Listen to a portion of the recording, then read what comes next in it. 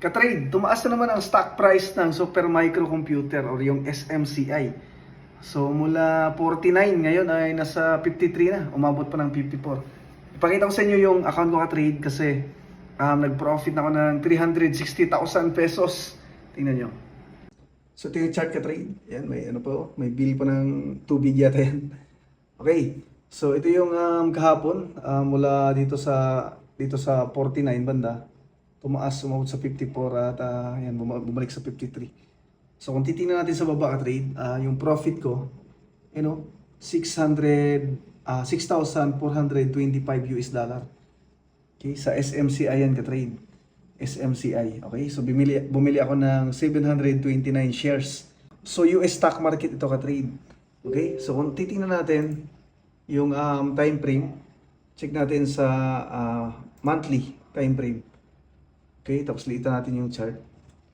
Yung presyo ng SMCI ka-trade, bumagsak yan dito sa 20. Okay, lipat naman natin sa weekly. Weekly muna. Weekly lang, weekly, 1 week. Yung price yan ka-trade, bumagsak dyan sa 20. Okay, so kung dyan tayo nakabili at ngayon 53 na, so halos mag times 3 na sana yung investment natin. Okay, so naglagay ako dito ng 1 million pesos mahigit ka-trade. So ang target natin dyan na umabot yung presyo dito sa 120. So nakabili ako sa mga 40 plus. Tapos kung babalik sa 120, so mag times 3 yung investment natin. Kung dito ka sa 20 nakabili at bumalik sa 120, ilan yun? Baka times 6 yun. Ang Supermicro Computer ka-trade ay company ito na nagbibenta ng mga data server. Okay, partner siya ng Nvidia. Intel, AMD, Nvidia.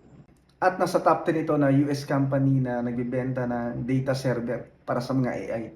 At matagal itong company na ito since 1993 yata. Kaya dito muna ako nag-invest ka-trade kasi sa crypto kasi, sa Bitcoin mataas na. Okay, mahirap na makadoble or makatriple ng kita or profit.